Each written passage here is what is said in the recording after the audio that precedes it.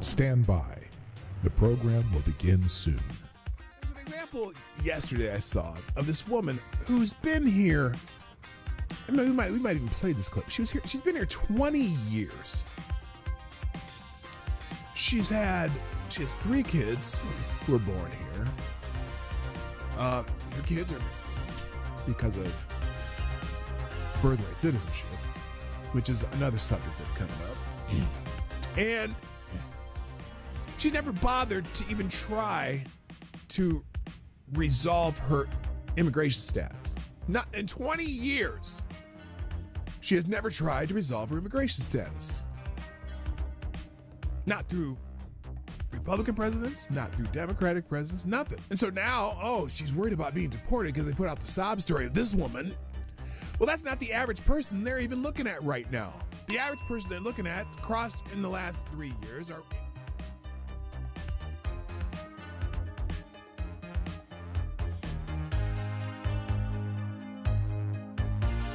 CNN is cutting jobs to embrace the digital future. No, they're cutting jobs because, as I like to say, they suck. CNN is undergoing a significant restructuring, planning to lay off about 200 employees, which constitutes approximately 6% of its workforce. This move is part of a broader strategy under CEO Mark Thompson to pivot towards a digital-first approach, focusing on expanding digital subscriptions and reducing costs from traditional TV operations. Wait a minute. Didn't they already try the CNN subscription service, which failed miserably?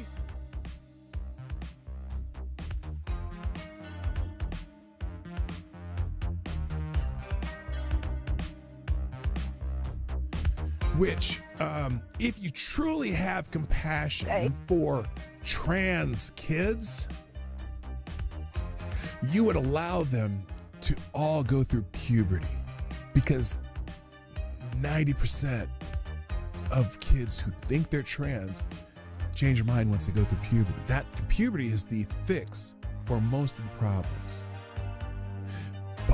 But you guys want the medicalization of kids and sterilization of kids and medical and surgical altering of kids who can't make that decision at 12 years old or 13 years old. So why is it when I try to show empathy and concern, people always misconstrue it? Last time I asked someone if their mom at least got a good check from the clinic that botched the abortion. Oh!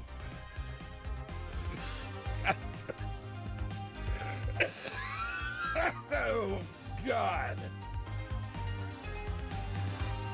Damn it, AD. I think you just need to find a gentleman. Stand by. The program will begin soon. I would be willing to bet everything I own that submitting a 22-minute video montage that shows the most egregious acts of violence you can find from that day, when the defendant in question is on that video for only 6 seconds and the scene walking calmly, is highly prejudicial and a violation of the defendant's due process rights. The person was found guilty and sentenced to 19 months in prison. Now, it took 2 hours to read through all of the documents that were in the case file. Every motion submitted by the defendant was denied. Every motion by the defendant was denied. How often does that happen? And every motion submitted by the government was granted.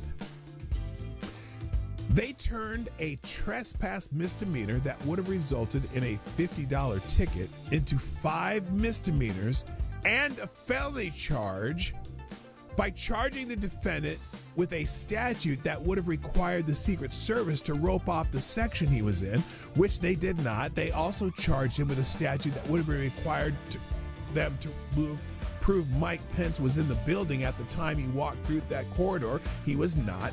And they used an Enron statute that the Supreme Court struck down.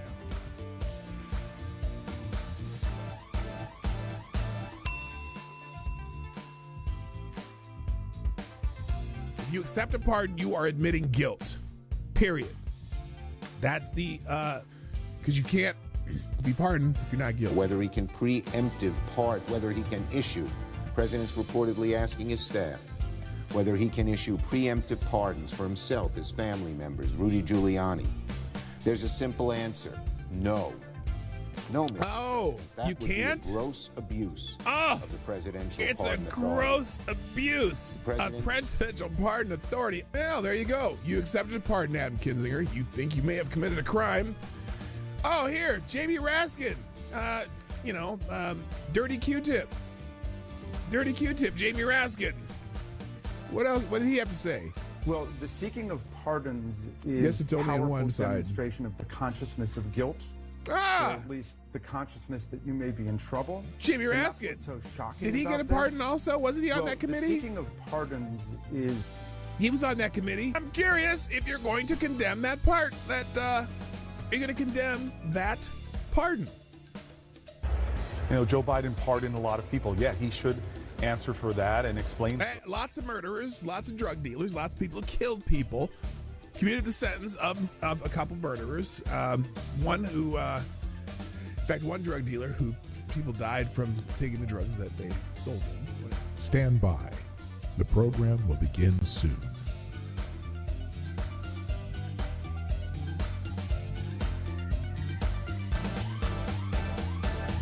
The Obama Aniston rumors have gone wild. Rumors have emerged on social media that suggest Barack and Michelle Obama might be heading towards divorce, with speculators thinking Barack Obama to actress Jennifer Aniston. Those rumors have gained traction following Michelle Obama's absence from Jimmy Carter's funeral and the inauguration, and are based on tabloid stories and social media speculation without solid confirmation from the individuals involved. So far, they're still rumors, and I don't know why people are perpetuating them, but it is kind of fun to perpetuate rumors like that. No one's come out to, out and out deny anything. That's the weird part.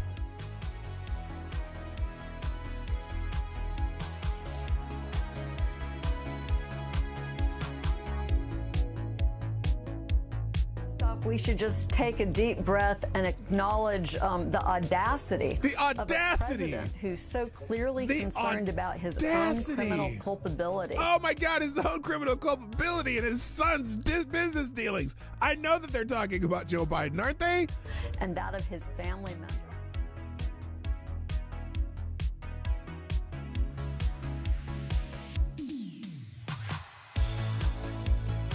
Like the boy asked, are cats really soul suckers? Yes. Yes. That's why I'm not into cats. Dogs, man. I'm a dog guy. Avocado Diablo, is there an aisle in the grocery store that is less objectionable to have sex in? Where do you come up with this shit? Dude.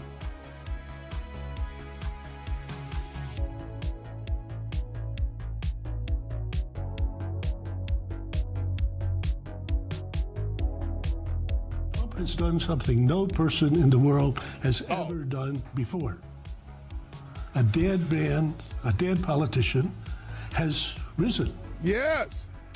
Somebody who 4 years ago at Davos, he's buried, a dead.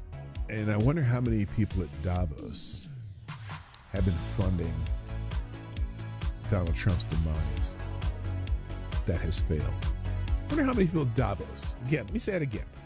I wonder how many people at Davos have been funding what they had hoped would be Trump's demise.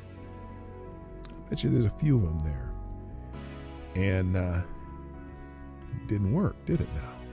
Didn't work now, did it? Politically known to me. He's now returned. This is the greatest comeback in political history of a politician. And then, therefore, he thinks he can do anything.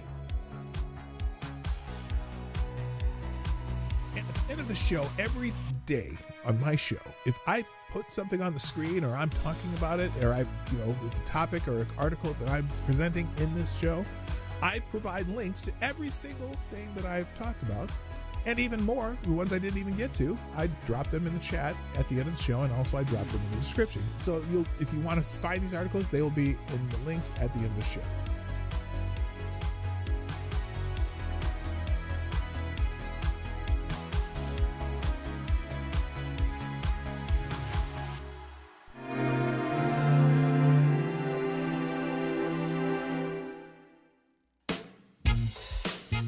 Ladies and gentlemen, coming to you live from the Lucky Dog studio in a hidden location somewhere in the upper Midwest of the United States of America, it's a brother making his own way but with all the wrong opinions. Welcome to the Morning Night Live with your host, the one and only P-Dog Night. Oh my gosh. I almost didn't make it. And in fact, I didn't even set up the show in locals yet. Good morning, everybody. There we go. Good morning, everybody. Welcome to the Morning Night Live. I'm your host, Marty, also known as P-Dog Night on the internet. And welcome back to the P-Dog Night channel, where sometimes you just got to get a fresh cup of coffee. And I almost didn't make it. But I am decked out in the Drake Bulldogs gear today because first day of the NCAA tournament. And my Bulldogs 30-3 play Missouri later today. I was going to go to the game. I wasn't going to go to the game. I wanted to go to the game because it's in Wichita, Kansas, which is an 8-hour drive from here. And one of my buddies was driving up from Dallas. He's like, "Hey man, come down. I already got a hotel. We can hang out and, I'll even buy dinner." I couldn't pull the trigger. I'm a little too, let's just say I'm green challenged at the moment. So I couldn't do it. I wanted to. I could have taken tomorrow off and done it, but holy shit, it would have been fun. Because I've never been to a regional, first round, any round game of the. Oh, wait, no. Actually, I was at a. Did we go to the Final Four? No, we went to a regional game in Minneapolis once, but this was my school is playing, and I want the Bulldogs to do well, although I probably only have them going into the Sweet 16 bracket-wise. I would love to see them win the whole damn thing, though. They're a really good team. But anyway, that's enough about basketball. We don't talk about sports in this show unless it has something significant to do with the rest of the world. But we do talk about a lot of other stuff, and we're definitely going to do that today. I was laughing yesterday because the guy who wrote this dreck, Rick Wilson, got suspended from X, the app formerly known as Twitter, for 30 days, and some people were bitching about it. And what's wild is that Rick Wilson, this is the same Rick Wilson that said that Trump needed a projectile from a pew-pew put into his head. Remember that? Remember when he said that? And I'm surprised he hasn't gotten a couple calls from the Secret Service here and there. But he's a POS, and he's grifting off the anti-Trump thing, as far as I'm concerned, because I don't believe him when he was a conservative. Fuck him. Anyway, how y'all doing today? Happy Thursday. Also, well, I'll tell you the other happy stuff too, because for some reason today's event, that everyone's celebrating, seems to be has a lot of different interpretations. Like some people are, feel that there is some discrimination going on because of just the fact that we have this calendar issue today. And so we'll get into that. We'll get into a whole lot more stuff after I say hello to everybody. I'm just fixing a couple of levels here because, again, there's that weird glow. Fix that. I don't know. It keeps resetting every damn day, and it pisses me off. So anyway, now I'm a little more orange, and you are a little more clued into the beauty of the P-Dog Night channel. All right, let's say hi to everybody. Go. First in the chat, of course, Mr. Avocados Diablo, so close and yet so far. In the immortal words of Frankie Valli. Also, good morning to Renee May at early. Woot! And wait, so many FTGs Thursday. Yeah, there's plenty of FTGs to go around, but I really didn't focus on FTGs today. I probably should have, but definitely Rick Wilson is an FTG. Also, good morning, Patty O Furniture, Aaron Meredith, Somnambul Nation, Reaction Puerto Rico, Tire. Whoops! Whoa, wrong one. Tire. Alexander. Scourge. Whoop, whoop, whoop. Who says, I filed my taxes February 5th. I got my state back February 16-ish. Got a letter from the IRS March 11th. I was able to finally get someone today and verify my identity, and they say it could take up to 9 weeks. Fuck the IRS. Absolutely. Also, good morning, Anonymity T2. I'll be back. Who else is here? Jethro Hetero, Rick Ashbringer. Is that it? Wait, what the hell's going on? Did my stream die or something? Where is everybody? Is that everybody? Let's see here. 13 people? What the hell? Where the hell is everybody? 14 people. And 6 likes? That's even worse. The ratio of likes to people is terrible. Fix that, people, right now. Just do your thing. Do your damn thing. Do that damn thing. Please? Pretty please? All right. We also have our first sponsor. Hello, Lord Stanhope. You made it. Good. That's one extra person. First, also, we have our first sponsor today, Mr. Avocado Stalby dropped a small bullet tip jar. Thank you very much. And that makes you the new Streamlabs Superstar sponsor of the day. Who says, Avocado Stalby says, interesting factoid. Since the turn of the century, 62% of the injunctions leveled against presidents have been against Donald Trump, and 96% of those have been from Democrat-appointed judges. Make of it what you will. That is a very interesting, I see what you said, we the random. Factoids, blah, blah, blah. Make of that what you will. Well, it's been interesting because many of them, obviously, I mean, Democrat-appointed judges. I wouldn't even say just Democrat-appointed judges. I would say Obama-appointed judges for the most part. But yeah, by the way, good morning, Kevin S., Tyler F., We the Random, who says, bro, I hate to tell you, but Drake is losing to Mizzou. We shall see. We shall see now, won't we? Huh? We'll see. I say.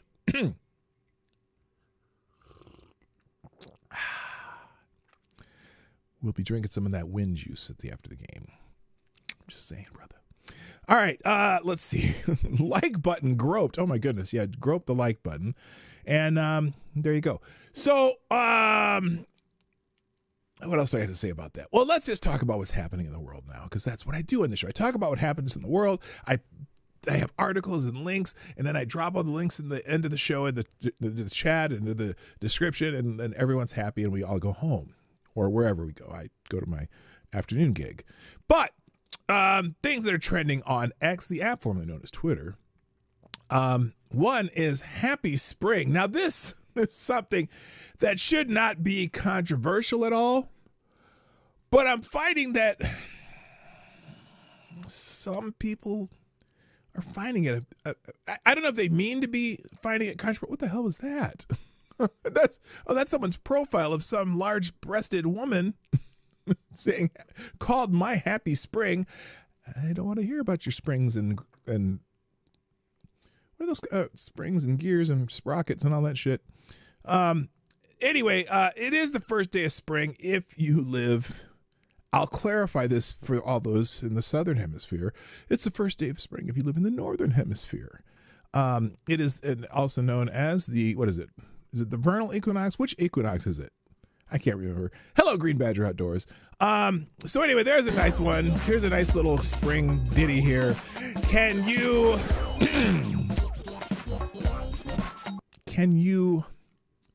believe it's spring? Oh, that's so cute. Oh, damn. It's so cute. Yeah, it's the first day of spring, everybody. Happy spring, guys. Happy spring. Lots of people saying happy spring. And I say happy gaskets. But, wait, Ouch, I can't do the light no more. You should try dark mode. Much easier on the eyes. Are you talking about on this, on X? Well, let's try it. Where do I change that? Here, is it the settings? Oh, wait, it has to be, it's the Twitter settings, right? Isn't there someplace you can change it to dark mode? I don't even know how that works. There's got to be no. I don't need to remove blocked and muted accounts. No, I don't care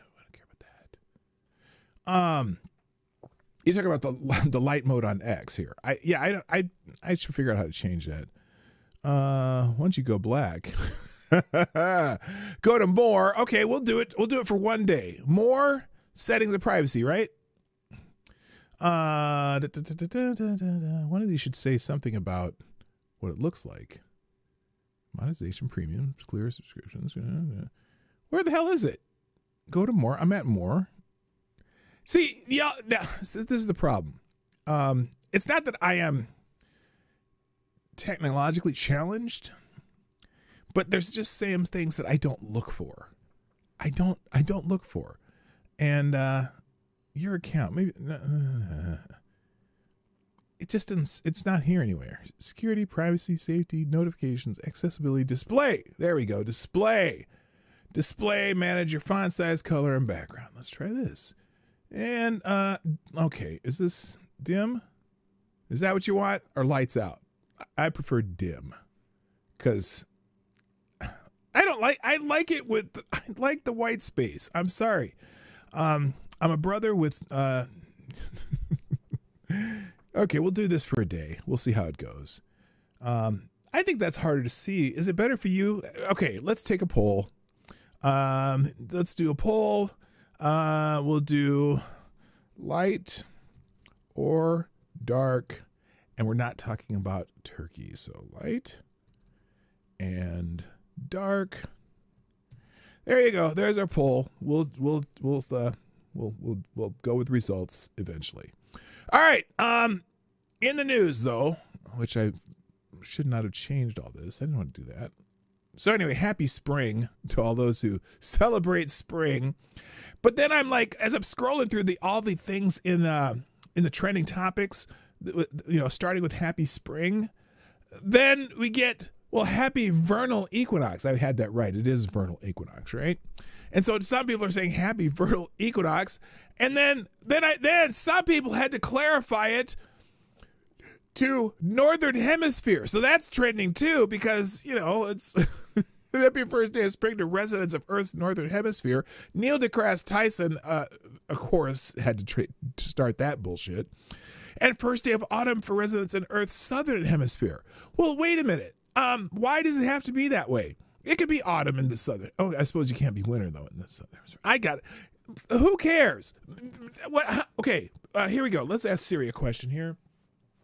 Siri, what percentage of the world's population lives in the northern hemisphere?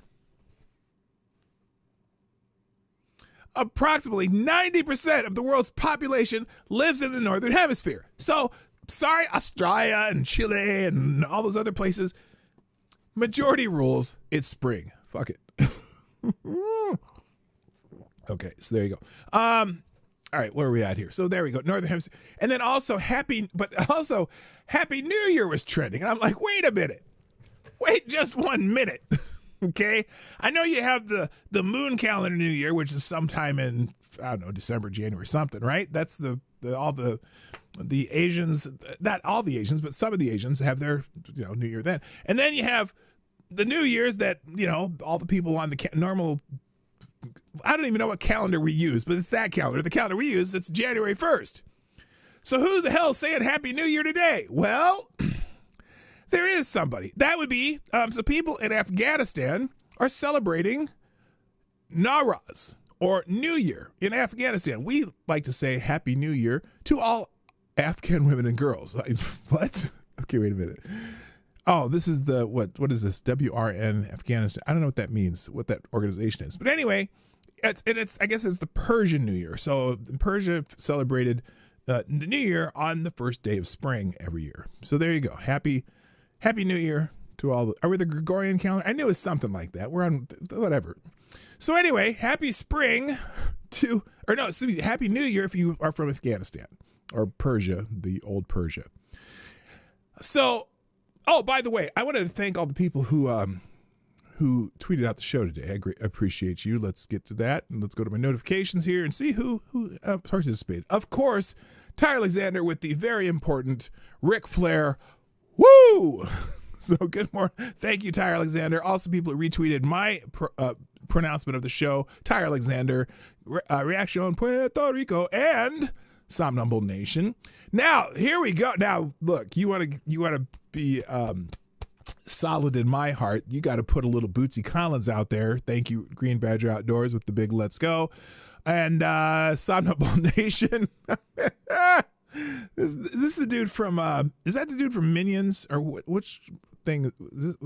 Where's this guy from? Where's this guy? I know I have another Streamlabs. I'm getting there. And then Stop Numble Nation, of course, tweeted out the show. So if you haven't clicked that link at the top of the chat and said let's go or, boohoo or whatever and dropped a GIF or a meme, why haven't you yet? I am just curious. Why have you not done that for me? So there you go. All right. So thanks for everyone who tweeted out the show. I appreciate people doing that. A little promotion doesn't hurt. Someday this show will be millions and millions of people strong. But not by my 1500th episode, which is Monday. Reminder, 1500 episodes, 1500 streams. The 1500th will be on Monday. We're starting an hour early that day. Knock on wood. Okay. Also, thank you. We do have another sponsor today if you want to sponsor the show. Everyone likes dark mode? Are you serious? And they say you don't like black people. See, that proves it. All right, there's only 11 votes. I'm gonna leave that up for a while. That doesn't tell me. 11 votes doesn't tell me anything. All right, and then thank you, Avocados Diablo, dropping another small bullet in the tip jar, which you can do at Streamlabs, pdog9.live/tip, or just pdog9.live. Avocados Diablo says, Drake deserves to lose just for choosing a lame-ass bulldog for a mascot when they had the possibility of a much more badass mascot in the name, Dragons. Okay. Point well taken. They could have done that.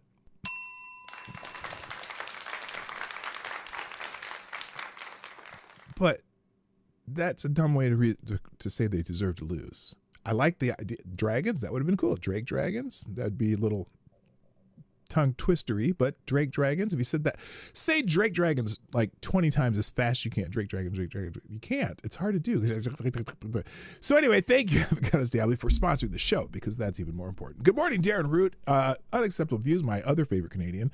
And Rabbit okay, just to vote in the poll. Okay, that's great. And Anna Lynn's in the house. Nice to see you. All right.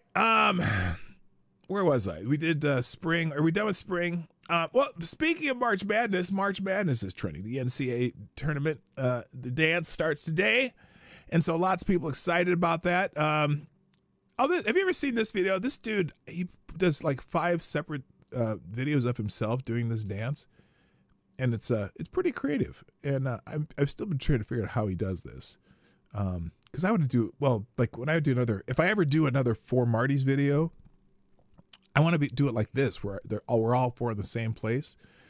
So anyway, that's more information, but anyway, the NCAA tournament is starting today.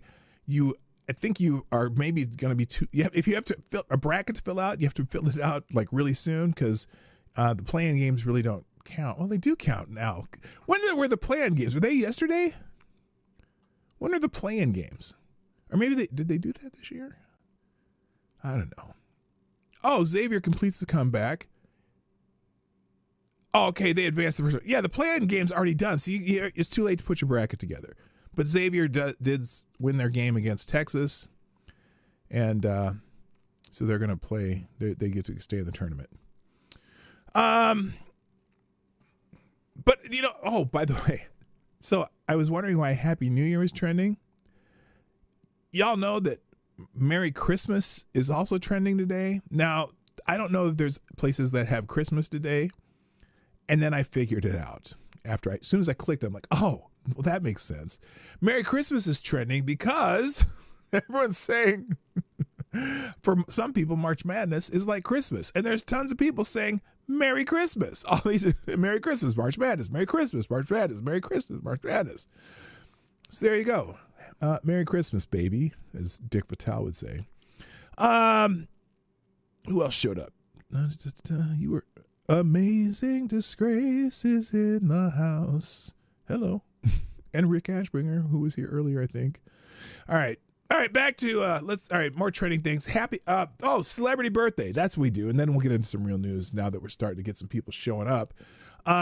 Today's celebrity birthday. Oh, see, 23 people. Still only 14 likes though. Get the ratio up. 20. Today's celebrity birthday. Well, today's celebrity birthday is none other than young master Barron Trump. Happy birthday, Barron Trump. I think he's 19 today. Is he? I don't know how old he is. Doesn't say. Oh, it is 20. He turns 20 years old today. So happy birthday to the young man who towers over the rest of his family. Although his brother Eric's pretty tall too, I think. But yeah, Barron Trump's. What do you think? Okay, let's see. We did dark mode. There's still only 18 votes. Oh, okay. So we're going to stay in dark mode. Wait a minute. Why did this happen? Oh, you know what? I would have to go back and close every window to change this to dark mode. I wonder if I refresh this. Let me try this. Okay, we're going to end the poll. No, we'll leave it in dark mode as soon as I figure out how to make it work for the whole damn thing. And we're going to unmove the message. Thanks to everyone who's tweeted out the show. But if you want to sponsor the show, where is he? Where's my guy? Where's he? There he is. Here, the priority chat. If you want to prioritize your chat, money always works. There we go. So if you want to sponsor the show, there's the link to the sponsor of the show. Let me see if I refresh this. If it will go to dark mode. Aha! I have to refresh every window I already opened. But anyway, happy birthday, Barron Trump. Okay. That's funny. This is funny. We'll play this on full screen. Here we go. Here's happy birthday to this giant human being. That is actually kind of funny. They even shake the camera when they do it. See, watch. Boom. Boom. Happy birthday, Barron Trump. I don't know you, kid, but you seem to be like a pretty sharp dude. All right, moving on. Okay, in breaking news from this morning, and so we're going to be hearing a lot about this today. In the state of Michigan, there's an active shooter incident at Corwell Health Beaumont Troy Hospital. I don't know what city this is in. Police have confirmed the shooting, describing it as an isolated incident, but the suspect remains at large. Authorities are advising the public to avoid the area, and nearby schools are on lockdown. Emergency services, including ATF agents, are currently responding to the situation.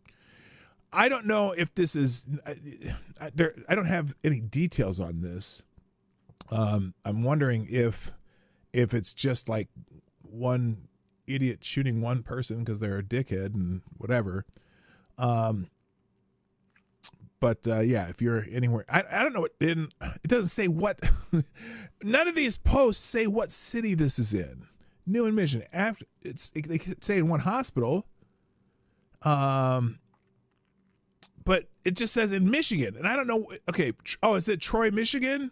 Okay, it's in Troy, Michigan. We confirm there's been a shooting at Corwell Health Beaumont Troy Hospital. This appears to be an isolated incident. However, the suspect is not in custody. Please avoid the area.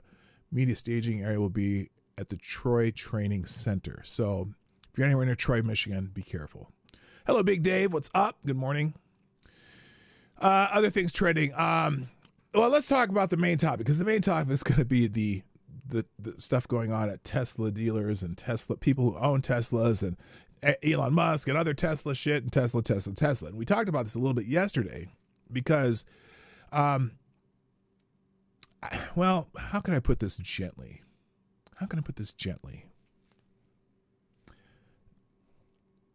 People are stupid. People are stupid. So there's people out there vandalizing Teslas, burning Teslas in dealerships, keying Teslas, putting their feces on Teslas. And like I said yesterday, I would guess that Tesla owners in general are usually wealthy, left-wing virtue signalers. Now, granted, some people just like Teslas, right? And I have a friend who has a Tesla. He loves it. He loves the car, and he bought it because it's super fast. But I personally would never buy a Tesla or any electric car because I drive too many long distance trips, And electric cars are not conducive to driving long distance trips, but I hear they're great cars. And riding in my friend's Tesla, it was like, damn, this is very roomy. We had an Uber that was a Tesla once, and it was very comfortable and lots of room in the back seat and all that. The great car, but I just don't have any desire to have one just because of how I drive and what I do. I tow a trailer once in a while. I drive long distance trips that may take more than one refill of gas, although sometimes my long distance trip compared to an electric car is on one tank of gas. Okay, because I have almost a 600 mile or I have like a 550 mile driving range on a tank of gas. I have a big ass gas tank on my big ass truck. And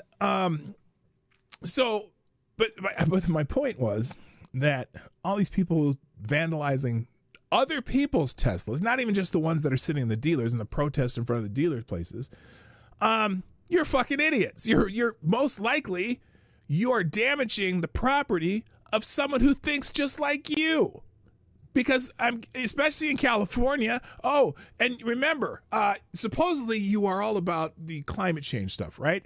And supposedly electric cars are going to save the world. And you are vandalizing someone's Save the World car.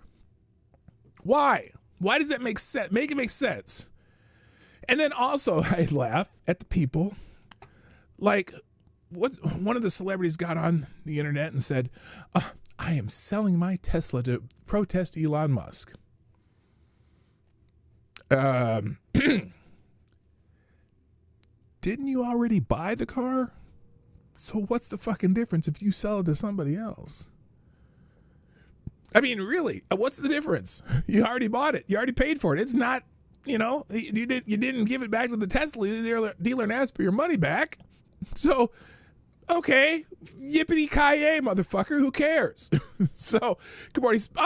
On my honorable mention list of favorite Canadians, welcome Special Can Acid. So anyway. A lot of hoopla about Teslas being boycotted, but the people who are doing the criminal damage, that's the ones who I'm kind of focused on.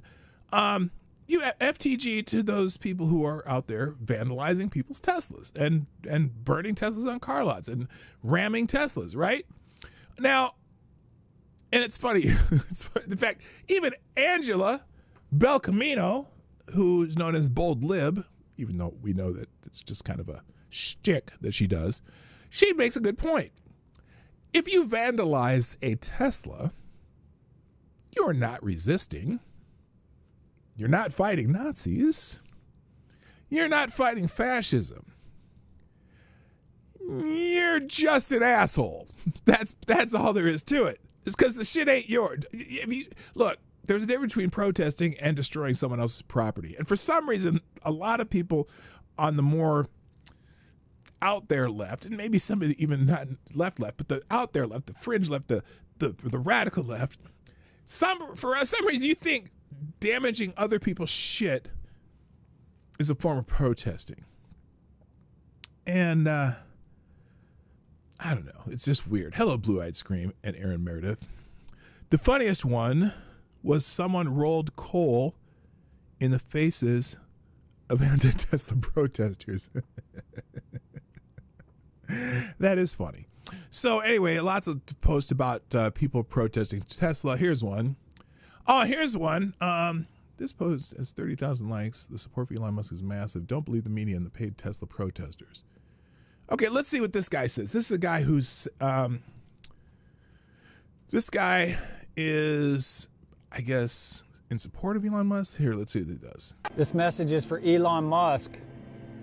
Just want you to know, Elon, that the American people support you 100% in everything that you're doing with getting rid of the bureaucracy and the red tape and the unbelievable wasteful government spending that's been happening for many, many decades there in Washington, D.C. And I know I'm just one of millions of Americans who have been waiting for this day for many, many years. We never thought it would happen, but here we are with you in there kicking ass right beside the greatest president in American history, President Donald J. Trump. And I just want to say thank you, and hopefully I'm speaking on behalf of millions of other Americans. Americans. Okay. Now, and Stop Numble Nation, that was exactly what I was going to say. Not 100%. Clearly not 100%.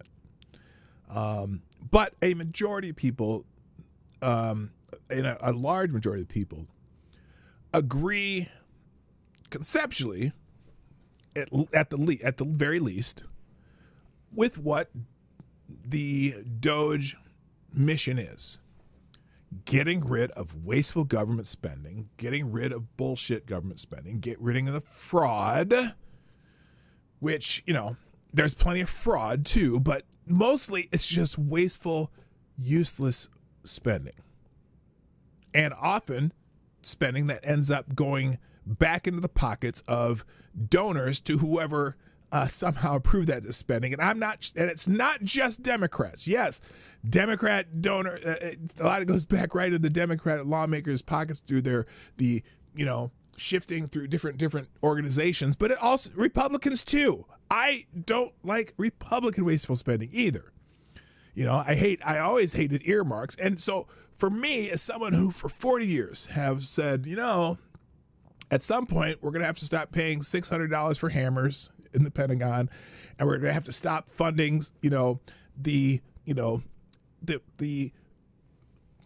Charlie Chan film festival in Paducah, Kentucky, and just let local people fund the shit they want done and stop buying votes with the other taxpayers' money.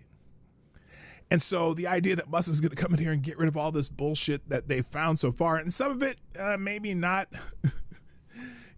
maybe it's one of your favorite projects, or maybe one of my favorite projects. But if I want a project funded, I'm going to find a way to do it without taking someone else's federal money, involuntary federal money, to do it. And same thing with all these nations. We're out there saving all these countries, and we're sending money to this, organization in Guatemala, and this organization in Paraguay, and this organization in the Congo. And a lot of it money just gets fucking pilfered by warlords, by corrupt government officials, whatnot. So, did I say Paducah? Yeah, Paducah, Kentucky. Paducah. Yeah, you see, Stop Numble Nation spelled it right. Paducah, Kentucky. That's a real place. So anyway, so I love what they're doing conceptually. It's a little messy right now, and it's not, judges are blocking a lot of this shit, but whatever. For the first time in my political life as a voter, there's someone out there. Well, actually, it's not true. Not the first time, because the 94 Congress tried to do it too, tried to finally cut spending and get onto a balanced budget. But this is the first time where someone seriously said, you know what, it's time to just cut all this bullshit. And I'm all for it. Is it messy? Yes. But I don't care. There's always people on the internet saying, oh, I hope is this what you voted for? And my answer is unequivocally, yes, it is. Absolutely. Fuck your stupid program, your stupid pet program.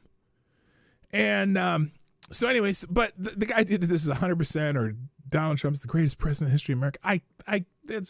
History takes a long time. You can decide that in 75 years when if the results of Donald Trump's presidency is we get back to a balanced budget, that we get our fiscal house in order. That's when I'll say Donald Trump is the greatest president in history. Is he do I think he's a good president? Yeah, I voted for him because I certainly thought he was better than the alternatives. And he's doing what he said he did, which is very rare in a United States president. Okay? And I don't believe that, unlike the last president, that he's being led around by someone else's puppet strings. He's doing what should have been done a long time ago, that he's been talking about it for 20 years when he's ever considered running for that office, that there's a lot of stupid spending, there's a lot of stupid wars, there's a lot of stupid shit going on, and somehow we need to make it stop. Good. That's what's happening. Okay. So back to Teslas though. Then we have, let's see. Then we have guys like, is this a different guy? Oh yeah. Here's another good point though. How, when Conservatives didn't agree with Bud Light. We just stopped buying their beer.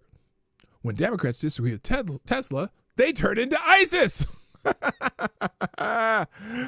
When conservatives didn't agree with Bud Light, we just stopped buying their beer. But when Democrats disagree with a company like Tesla, they turn into ISIS. That's pretty good. I guess that's exactly what he said. I didn't realize it was going to be exactly. So anyway, so we get shit like this. If burning Teslas. Oh, but then we have this asshole. And this is one of the talking points of the day, because I've heard more than one person. I've heard more than one person say this. If burning Teslas makes you furious, but watching thousands of federal workers get stripped of their jobs, health care, and pensions doesn't move you, notice the emotional argument here. Oh my gosh, they're losing their jobs, their health care, their pensions. I suppose the difference might be that they can get another job.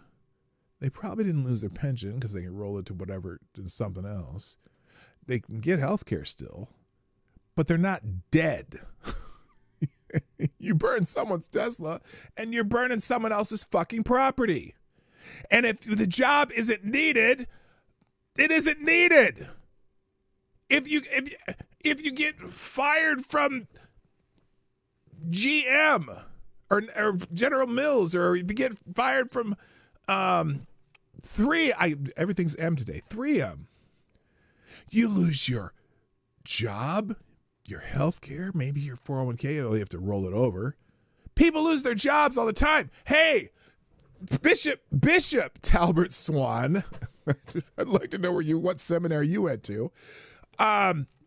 When people lost their jobs because they didn't want to get vaccinated, they lost their jobs, their pension, their health care, and you were just cheering that on.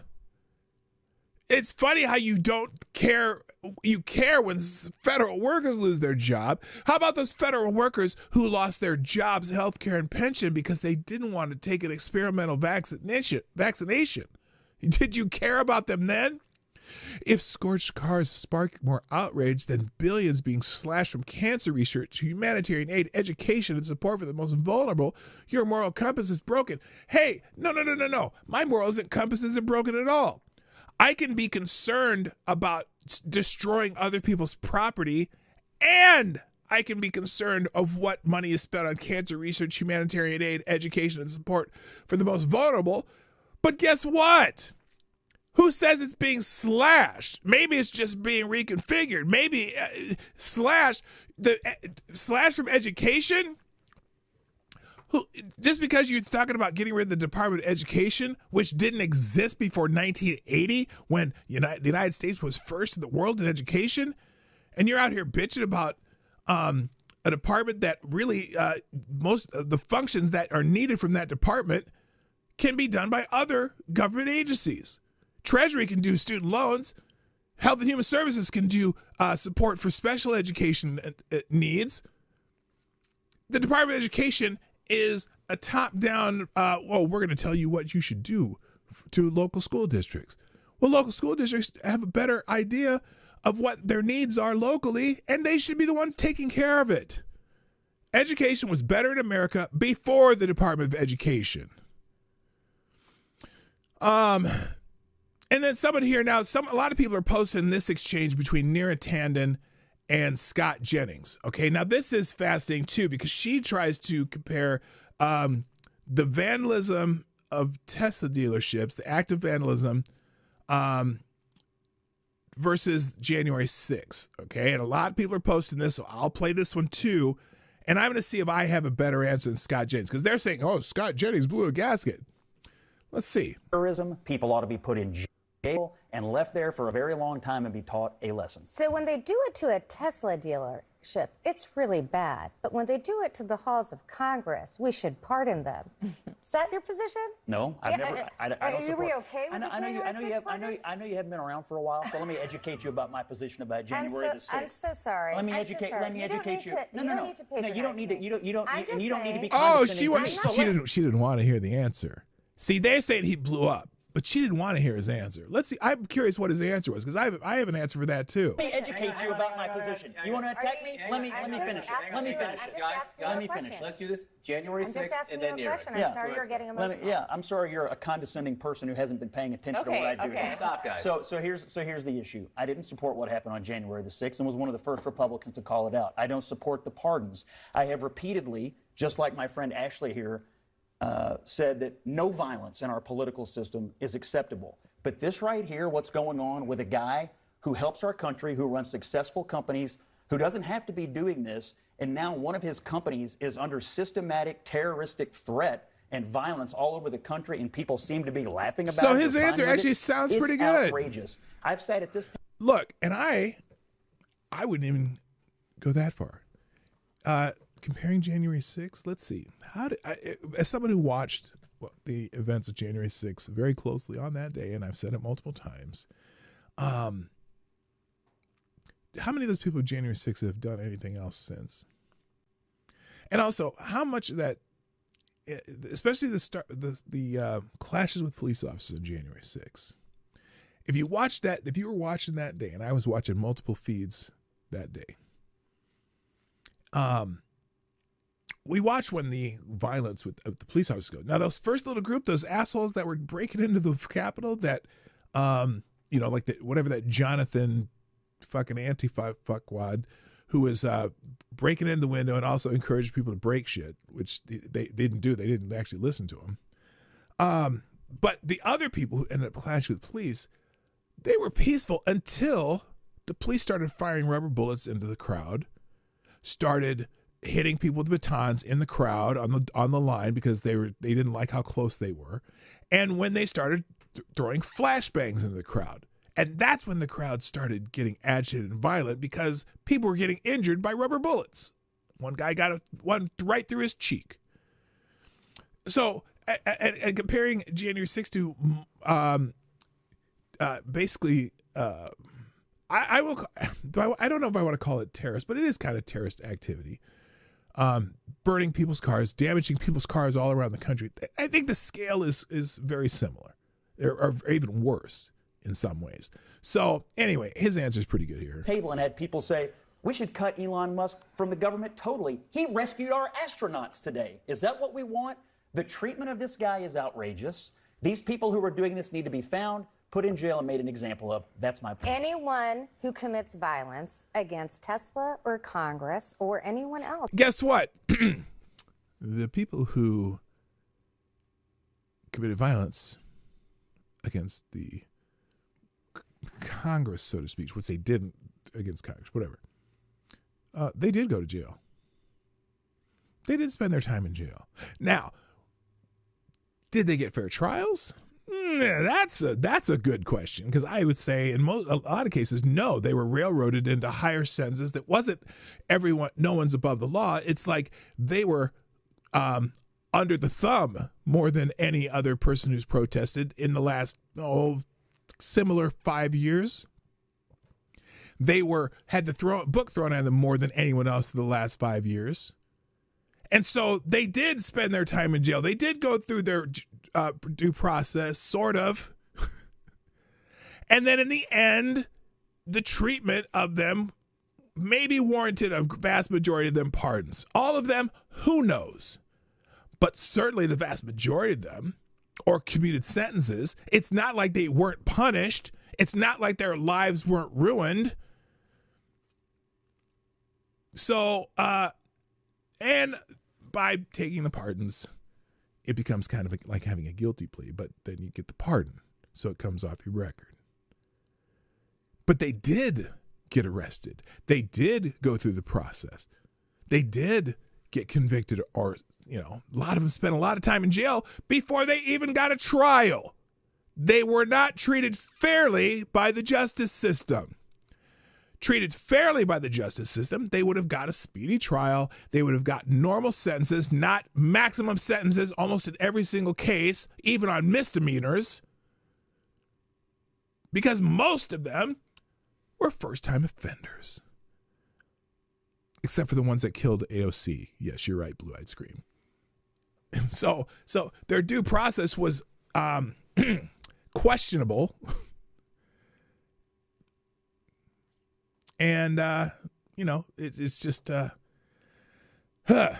it's not the same.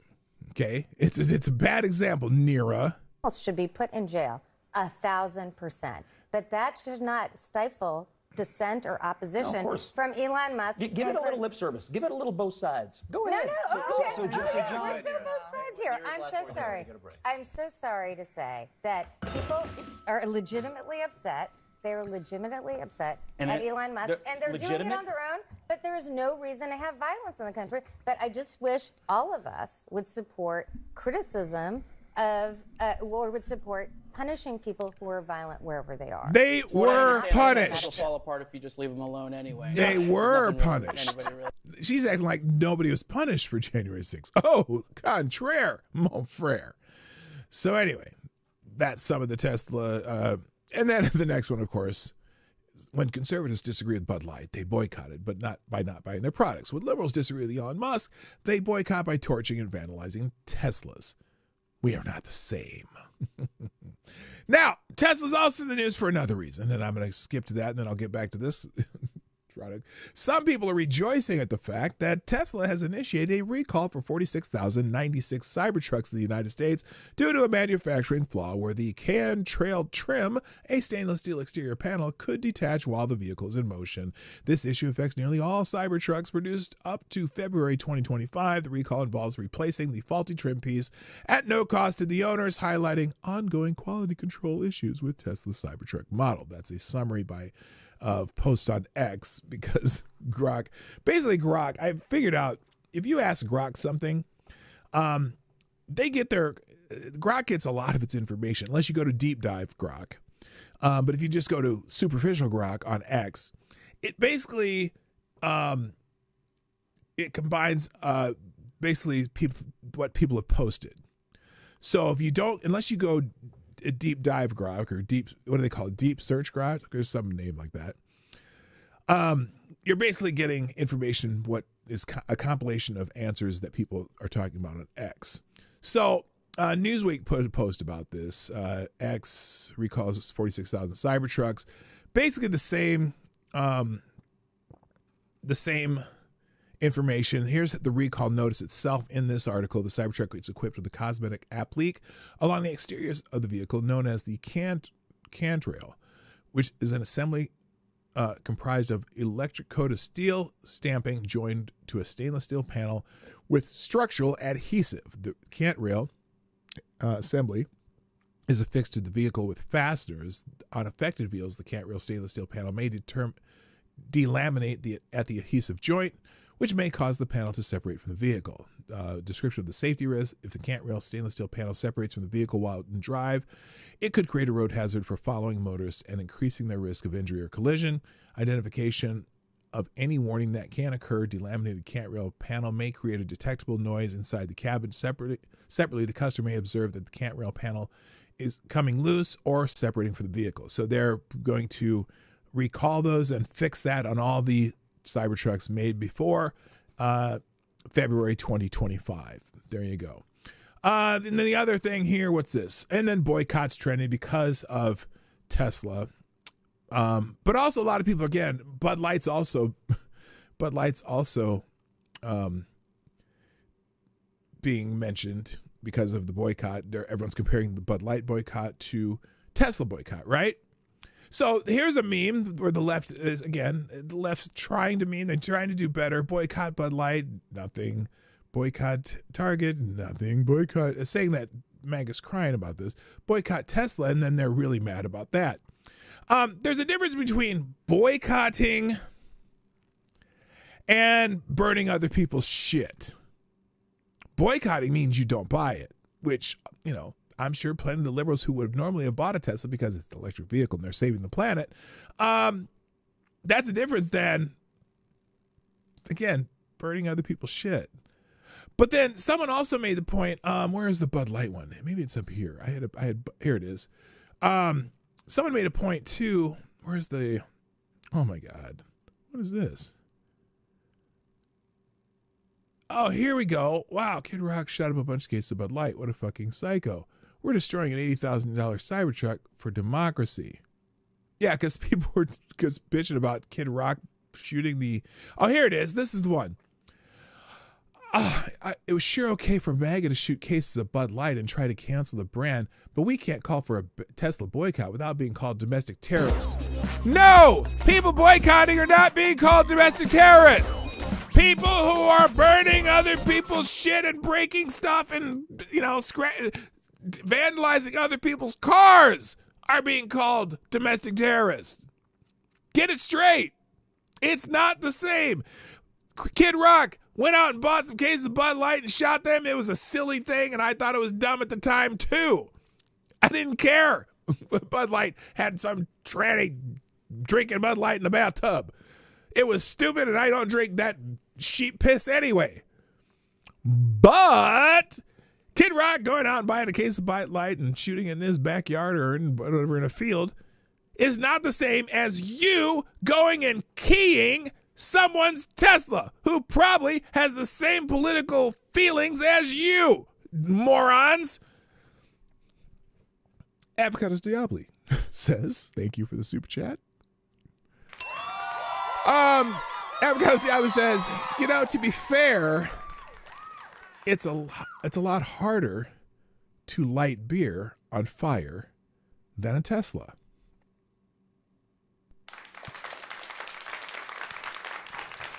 That is true. It is very true. Thank you, Avocados Diabli.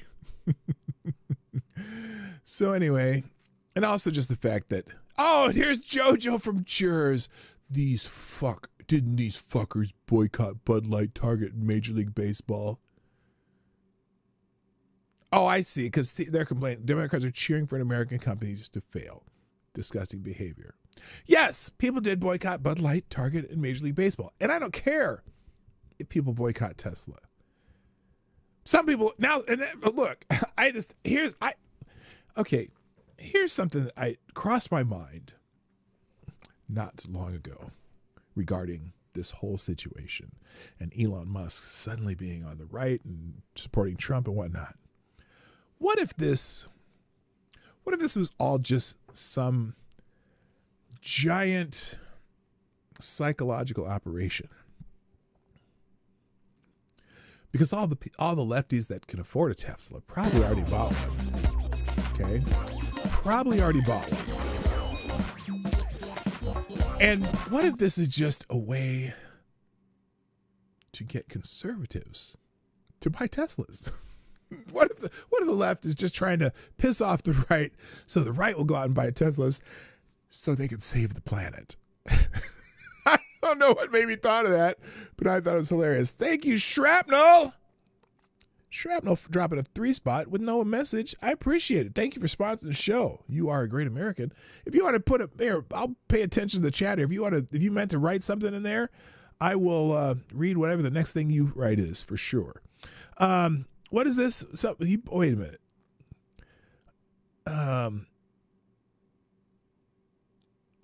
You already paid $80,000 for the truck. Elon don't give a fuck. Yeah, if you're destroying your own truck. So anyway, lots of people are talking about the boycotts. Oh, they boycotted Target. Oh, I don't remember Republicans setting the buildings on fire in protest. Yeah, that's a good point. The Target boycott. Do you remember anyone setting a Target on fire when they were boycotting Target? Do you remember anyone going into stores and destroying bottles of Bud Light? Not the ones in their backyard that Kid Rock was shooting, but do you remember someone going into a store and destroying a Bud Light display in a store? Here's one. I remember the Disney boycott, but I don't remember Republicans vandalizing the rides at Disneyland. Weird. In fact, I'm going to... Where's Dumbass from Jers? Here's Dumbass from Jers. Here, I'll just leave this here. There.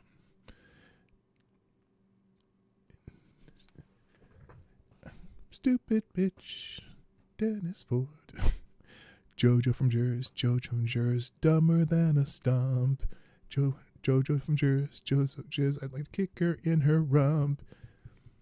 She says stupid shit all over the internet. Stupid bitch. JoJo from Jizz. If you know what I'm doing there, drop it in the chat. You'll know. Swirly's in the house. What up, Swirly? In fact, who was setting targets on fire? Who was setting targets on fire? That would have been the dickheads on the left after George Floyd. Not Thomas More. Close, though. It is a Monty Python shtick, though. Nope, there were cases and cases of Bud Light. They fucking couldn't give that shit away for 90% to free.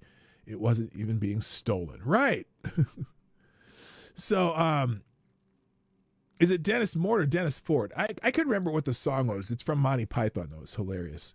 Because it was a spoof on Robin Hood, where originally he was stealing from the rich and giving to the poor, but he kept stealing so much from the rich and giving to the poor that the poor were all becoming rich. And so the last line of the song was, he steals from the poor and gives to the rich, stupid bitch. And then you see him realizing that that's what he was doing. And then he starts trying to go, he starts trying to do equity by making sure everyone had the same amount. Scrolling up for Shrapnel here. Where is it? I'm scrolling up, but I'm on live chat too. How far do I have to scroll up, Shrapnel? I'm looking for the green pumpkin looking thing. I don't see a green pumpkin looking thing up here. How far do I got to go? Good Lord. No, whatever you wrote in the chat didn't show up. That's what I'm saying. So just if you rewrite it. He steals from the poor and gives to the rich, stupid bitch. So anyway, the left reaction if Elon owned Bud Light, they would be setting Anheuser-Busch on fire. So anyway, all right, I had a couple articles open about this. I don't know if I need to go through it. Democrat silence is damning as leftist violence explodes. That's an editorial in the New York Post. Right here. And then I had a Breitbart article, but I'm not going to go into it.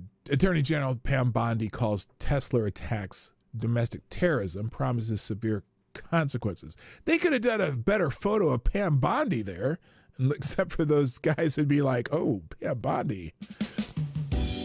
But no, we ain't going there with Pam Bondi. She's almost 60 years old. And some guys would not give a shit.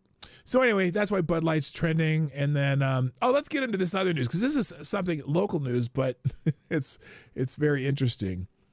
So in Minnesota, there was this big scandal for this group called Feeding Our Future. And some very prominent Democrats were involved with this group. And apparently someone named Amy Bach.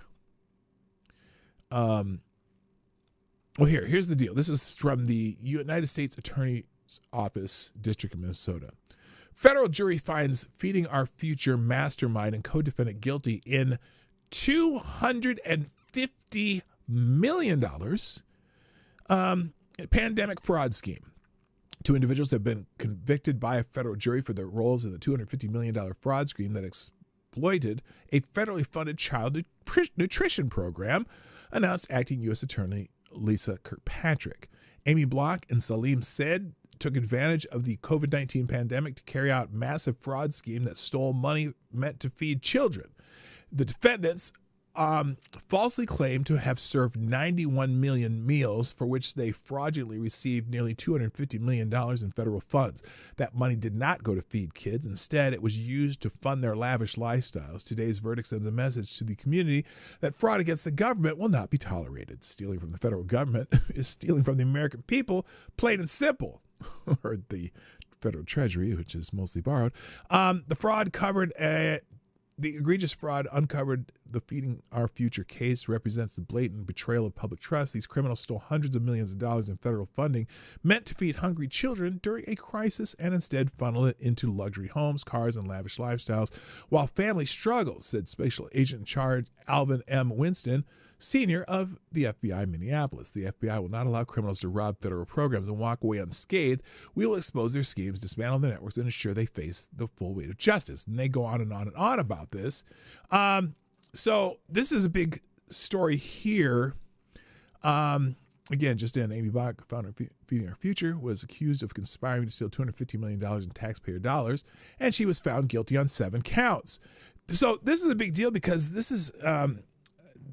this woman is heavily was heavily regarded in Democrat circles here in the Twin Cities, and had some relation to Tim Walz. Someone here says teachers know. Oh my God, teachers know kids can't learn on an empty stomach. What is this? We're both retired school teachers. Yes. Okay. And in the 70s, when I was teaching school, a lot of the kids, or some of our kids, didn't have good food for breakfast. Okay, let's just stop for a moment. She said in the 70s. Okay. I was in elementary school in the 70s. Did you know that in the 70s, we had programs for the poor kids to get breakfast at school for free? And we also had programs for kids to get free lunch at school for poor kids. Now, what they've done here in Minnesota, because it's for the children, is the legislature said, oh, well, we should have free breakfast and lunch for all the kids in the school. All the kids. Now, it sounds so compassionate to feed children. And if you don't vote for this, you're voting to have starving kids at schools. The problem is, why should the taxpayers feed all the kids breakfast and lunch? Why when the vast majority of parents can afford to feed their own kids? Now, some of the argument was, well, if you only subsidize the poor kids, then they will be, ostracized because everyone will know they're the poor kids. Why? Why would that happen? I know I talk about this a lot, but it pisses me off that we're doing this in Minnesota. Because look, even the kids who live in Edina and North Oaks and Wayzata and Shoreview and all these Woodbury, Eagan, all these places were very wealthy suburbs. Lakeville and all these very wealthy suburbs, they have to do it in those schools too. Why are we subsidizing children of millionaires and billionaires? Why are we doing that? And look, the way, at least in my school district, the way they did, like if your kids got lunch at school, they paid for lunch, whatever. Everyone got a card. And your parents filled the card when it was low. And if the parents forget to fill it, they'd go, oh, well, here, you can still eat for these 3 days, but your parents have to fill the card or we'll go into deficit and you'll only get a peanut butter sandwich. And the parents would have to fill the cards. But if someone's on subsidized lunch and everyone had the same card, no one would know who's on subsidized lunch. No one would know who's getting free lunch. No one would know who's getting free breakfast. You just use the card, and kids could get breakfast at school too. They had, they opened for breakfast too, and the kids could buy breakfast at school. So you can have one card, and if your parents are filling it, okay, your parents have to fill it. If the government's filling it, the government's filling it. Then that's that. So I don't understand it, but let's see where this stupidity goes, because people got free lunch in the 70s too, lady. At least where I grew up in Omaha, there was subsidized breakfast and lunch for kids of, little means. So as the teachers were bringing in packages, as any teacher in here would know, of Cheerios or something and some fruit. Why? Every kid on that. Okay, maybe you were at a school district that didn't have breakfast available.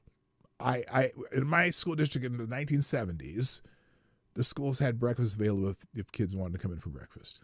Playground, I knew was getting a good meal, and I always felt so secure about that.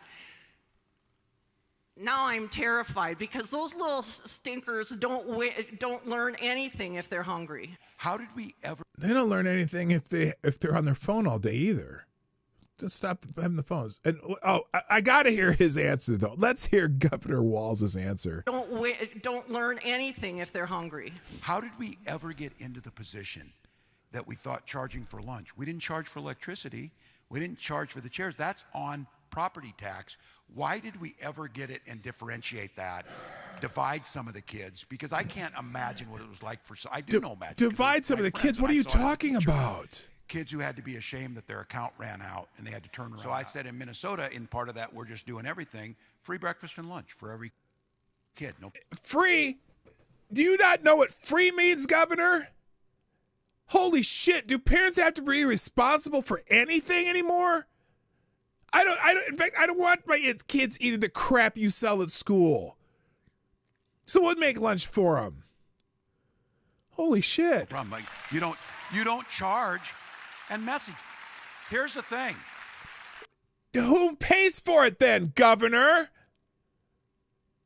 Jesus Christ.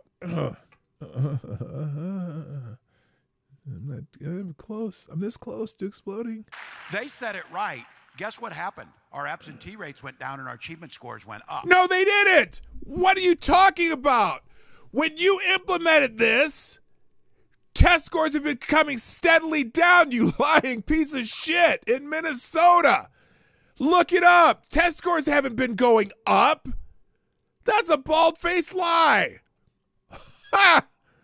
So in the long run, maybe absenteeism went down, but kids still aren't learning shit.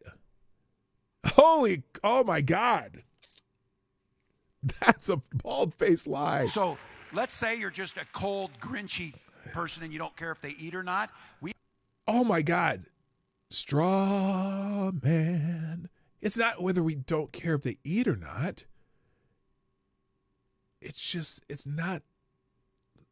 Now my responsibility, is it my responsibility as a taxpayer to pay for someone else's kid's lunch? I'm willing to pay for someone else's kid's lunch who can't afford it, but I'm sure I surely don't want to pay for the school lunch for someone with the last name of Pillsbury or Dayton or, any other of the famous rich Minnesotans. Why am I paying for their school lunch? The Cargills? What the fuck? I don't mind having some of my tax dollars subsidize lunches for kids who are poor and can't afford it. Why am I subsidizing some billionaire's kid when I'm not even a billionaire? I'm just a working class stiff. What an asshole. We have to sell it to them that it actually saves us money. No, it doesn't. It doesn't save us money, you lying. Oh, you fucking dipshit. You just you have no empirical data that it saves us money. Oh, every tax dollar we invest in early childhood, we get $12 back. Really? Show me the study. And show me the empirical data that shows you that. For every tax dollar we invest in early childhood, we get $12 back. You lying piece of shit. Who do we get it from? Who do we get it from? How can you prove that? If you just started doing it, how can you prove that we get $12 back? You're just making that shit up. Appeal to the economics. Oh my God. Absolutely made that up. Here's what he did. He paid some researcher to go out and show that we get $12 back for every dollar we spend in this bullshit. And the researcher researcher made some kind of a study to decide that was true. What a bunch of shit. Anyway, what an odd thing to post after Amy Bach, a leader of Feeding Our Future, was just convicted on all counts today. Your administration. Here, let's see what this is. Who wrote this? Okay, this is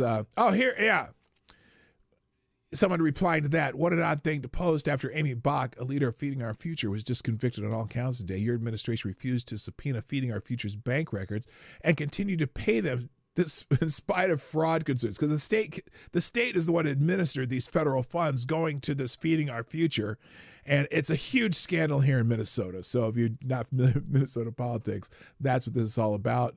I got the Justice Department note on that, and then there's a second section here.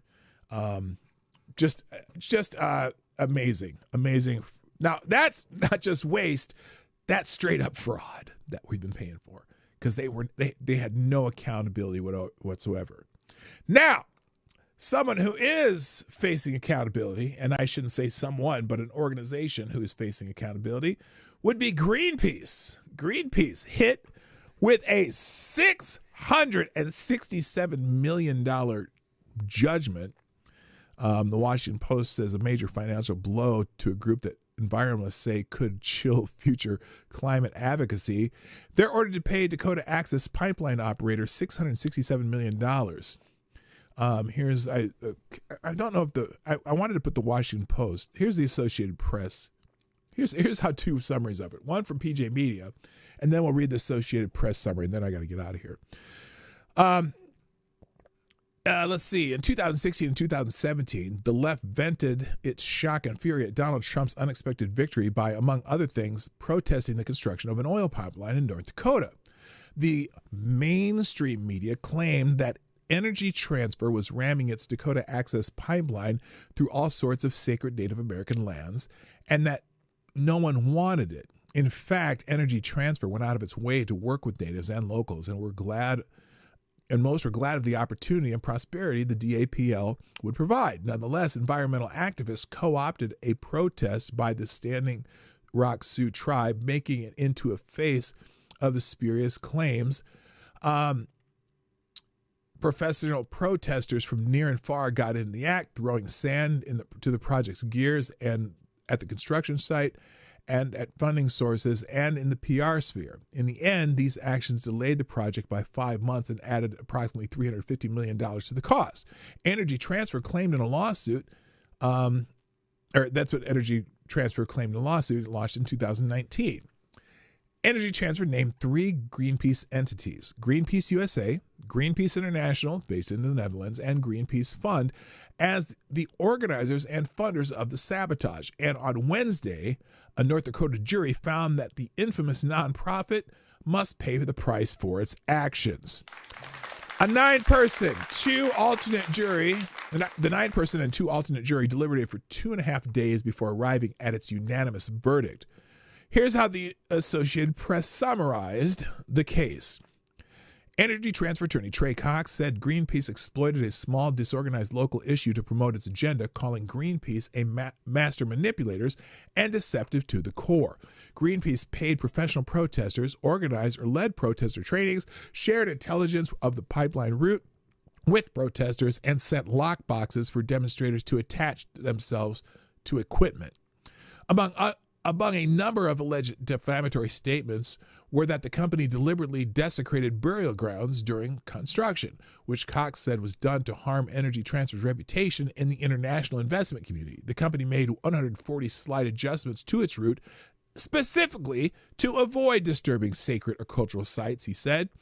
Greenpeace's lies impacted lenders, Cox said. Energy Transfer suffered $96 million in lost financing and $7 million in loss in public relations costs. The pipeline was delayed 5 months, and the company lost $80 million because it couldn't turn on the spigot on January 1st, 2017, when oil was to start flowing.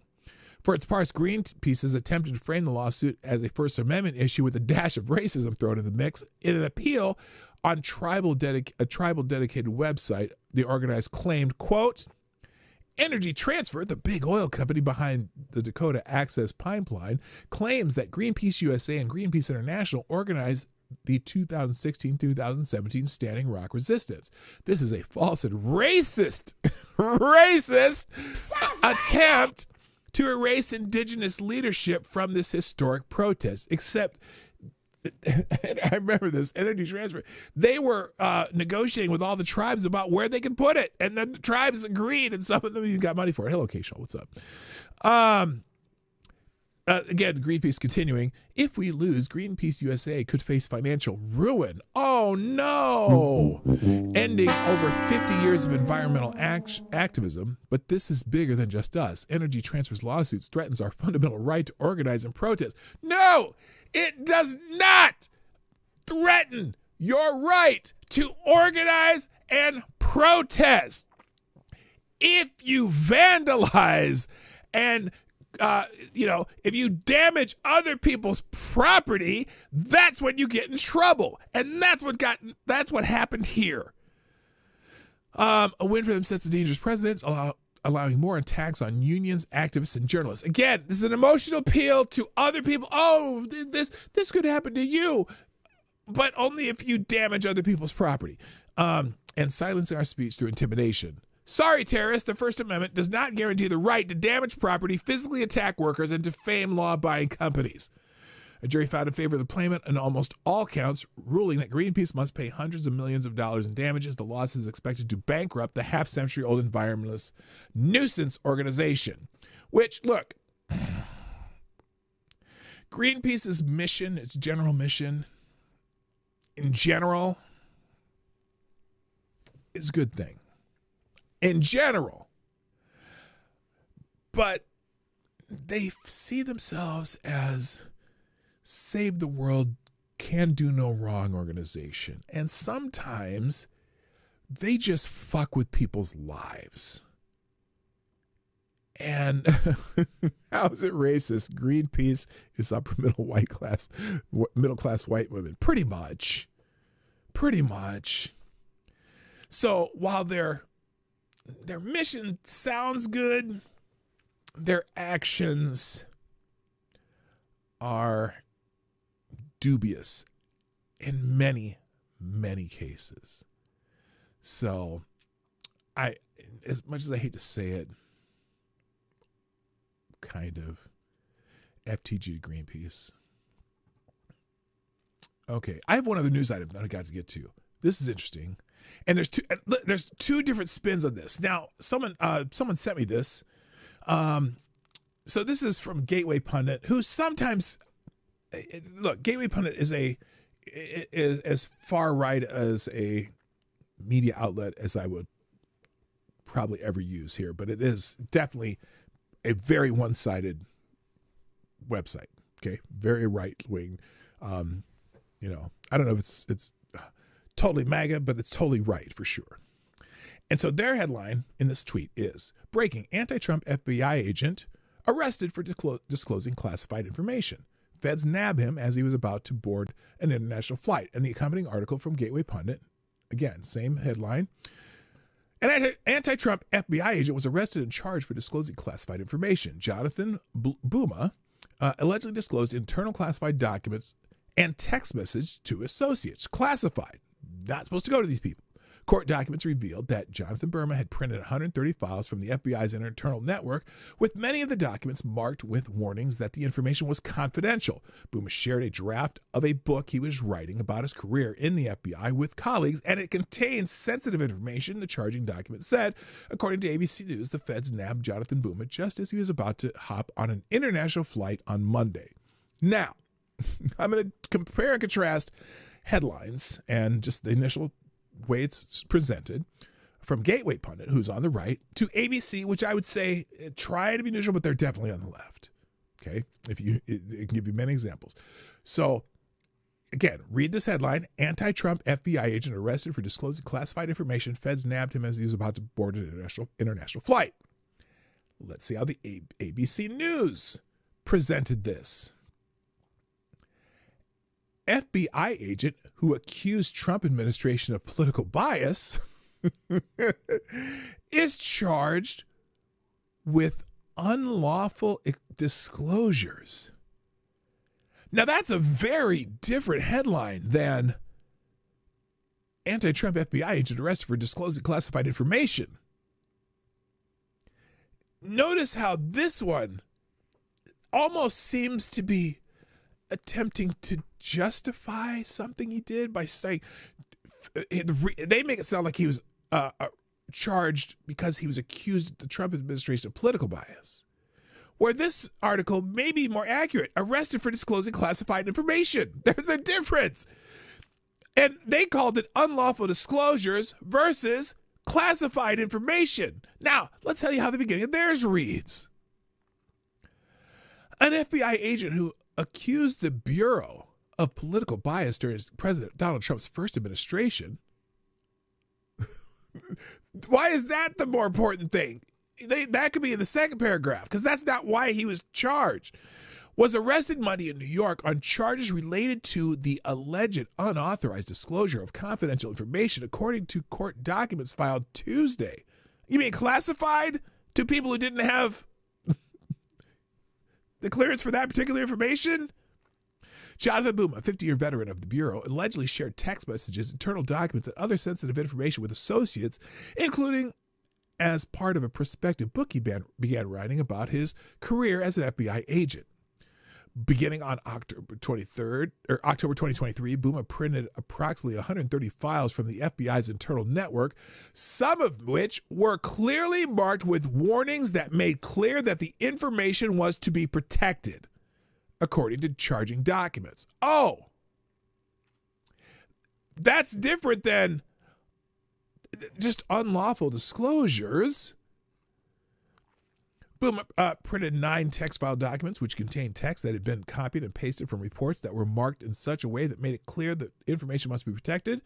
In the ensuing weeks, Boom allegedly shared a draft of a book he had written about his career at the FBI with associates over email. The draft allegedly included details about the FBI investigations into foreign countries' weapons of mass destruction programs. And charging document alleges. Now, they're do the alleges and with information, blah, this is what they're charging with. If it alleges that, I don't know if it matters that you have to constantly do weasel words. While the investigation of Boom appears to have begun during the Biden administration. What? Wait a minute. The investigation into Boom appears to have begun during the Biden administration, with several news outlets reporting that an FBI raid on his home in late 2023, Booma had been a vocal critic of how the first Trump administration handled classified information that Trump's former personal attorney, Rudy Giuliani, was in the target of a Russian influence operation. Why did you, this isn't, oh my God. Because in the headline, when it says FBI agents who accused Trump administration of political bias charged with unlawful disclosures on March 19th, 2025, they make it sound like this is something that the Trump administration did to target an FBI agent critical of the current president. When in fact, 5 paragraphs or 6 paragraphs into this, they finally disclose that the investigation began during the Biden administration. Do you see the problem here? Do you see the problem? They're trying to make it sound like the agent accused of political bias by Trump is weaponizing the Justice Department. When in fact, this investigation began 2 years ago, maybe 3 years ago, during the Biden administration. And that is how journalistic bias creeps into everything you read. I know that Gateway Pundit is politically biased, and he's very open about it. But ABC News, You have to actually read the whole fucking article to realize how biased they are. It's amazing. Just amazing. All right, gang. Happy Thursday, happy spring, happy all that stuff. I'm about to get my ass up out of here, but before I do, I want to thank you all for being here. I'm going to drop these links in the chat like I always do, and that's it. I didn't do a whole lot of FTGs, although FTG ABC News, here are today's links in the chat, and I'll drop them in the description of this video / stream, whatever you want to call it. And that's it for today. I'll be back tomorrow for our normal free-for-all Friday. If you want to throw me some memes or things to read or watch that we can do during the show, please do that. You can do that on Discord. I'm checking Discord every day, by the way. I'm checking Discord, and or you can send it to me by DM at X, or you can send it to pdognight@gmail.com if you have articles, particularly videos to react to, short videos under 5 minutes or so. I'm going to start doing a little more of that because I know people like it when we talk about videos and other people talking shit, and I like to talk shit about them. So there you go. That's it. I got to go. Have a great day, and I'll see you tomorrow. My name is P Dog Night, and I'm out of here. Bye-bye. Have a lovely, what's today? Thursday. Bye. Hey, this is P Dog Night, and thank you for watching today on the P Dog Night channel. If you have an observation or remark you'd like to make about this video or my channel, I absolutely welcome you to write it in the comment section down below. I really look forward to hearing from you. And before you go, if you like what you saw but you're not already subscribed, please make sure you hit the subscribe button and definitely click that bell that pops up afterwards so you'll be notified when I post new videos or when we go live. I broadcast my live show, The Morning Night Live, Monday through Friday at 10 o'clock Eastern, 9 o'clock Central. A special thank you to all the supporters of this channel who share our videos on social media and who make donations through Streamlabs, YouTube, Venmo, and Cash App, which are all linked in the description down below. Thanks again, and until next time, I'm P Dog Night, and I'm out of here.